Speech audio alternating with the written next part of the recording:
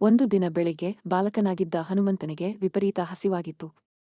ಆಕಾಶದಲ್ಲಿ ಉದಯಿಸುತ್ತಿರುವ ಪ್ರಕಾಶಮಾನವಾದ ಸೂರ್ಯನನ್ನು ನೋಡಿ ಆ ಆಕಾಶಕಾಯವನ್ನು ಒಂದು ದೊಡ್ಡ ಮಾಗಿದ ಹಣ್ಣೆಂದು ತಪ್ಪಾಗಿ ಭಾವಿಸಿದನು.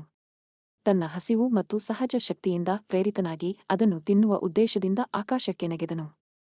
ಈತನ ಈ ಸಾಹಸದ ಕೃತ್ಯವು ಸ್ವರ್ಗಲೋಕದಲ್ಲಿ ತಲ್ಲಣವನ್ನು ಉಂಟುಮಾಡಿತು. ಇದರಿಂದ ಉಂಟಾಗಬಹುದಾದ ಬ್ರಹ್ಮಾಂಡದ ಅಸ್ತವ್ಯಸ್ತತೆಗೆ ಹೆದರಿದ ದೇವತೆಗಳು ಮಧ್ಯಪ್ರವೇಶಿಸುವಂತೆ ದೇವತೆಗಳ ರಾಜನಾದ ಇಂದ್ರನನ್ನು ಬೇಡಿಕೊಂಡರು. ಇಂದ್ರನು ತನ್ನ ದೈವಿಕ ಆನೆಯಾದ ಐರಾವತದ ಮೇಲೆ ಕುಳಿತು ಹನುಮಂತನ ಮುನ್ನಡೆಯನ್ನು ತಡೆಯಲು ತನ್ನ ವಜ್ರಾಯುಧದಿಂದ ಅವನಿಗೆ ಹೊಡೆದನು. ಆ ಪೆಟ್ಟು ಹನುಮಂತನ ದವಡೆಗೆ ಬಡಿದು ಅವನು ಪ್ರಜ್ಞೆ ತಪ್ಪಿ ಭೂಮಿಗೆ ಬೀಳುವಂತೆ ಮಾಡಿತು. ಈ ಘಟನೆಯಿಂದಲೇ ಅವನಿಗೆ ಹನುಮಂತ ಎಂಬ ಹೆಸರು ಬಂದಿತು. ಇದು ಸಂಸ್ಕೃತದ ಹನು ದವಡೆ ಮತ್ತು ಮತ್ ಹೊಂದಿರುವವನು ಎಂಬ ಪದಗಳಿಂದ ಬಂದಿದೆ. ತನ್ನ ಮಗನ ಮೇಲಿನ ದಾಳಿಯಿಂದ ಕೋಪಗೊಂಡ ವಾಯುದೇವನು ಪ್ರಪಂಚದಿಂದ ಗಾಳಿಯನ್ನು ಹಿಂತೆಗೆದುಕೊಂಡನು. ಇದು ಎಲ್ಲಾ ಜೀವಿಗಳಿಗೂ ಅಪಾರವಾದ ಸಂಕಟವನ್ನು ಉಂಟುಮಾಡಿತು. ವಾಯುದೇವನನ್ನು ಸಮಾಧಾನಪಡಿಸಲು ಮತ್ತು ಪರಿಸ್ಥಿತಿಯನ್ನು ಸರಿಪಡಿಸಲು ಬ್ರಹ್ಮ ಮತ್ತು ಇಂದ್ರರು ಸೇರಿದಂತೆ ದೇವತೆಗಳೆಲ್ಲರೂ ಹನುಮಂತನನ್ನು ಪುನರುಜ್ಜೀವನಗೊಳಿಸಿ ಅವನಿಗೆ ಅನೇಕ ವರಗಳ ಮಳೆಯನ್ನು ಸುರಿಸಿದರು.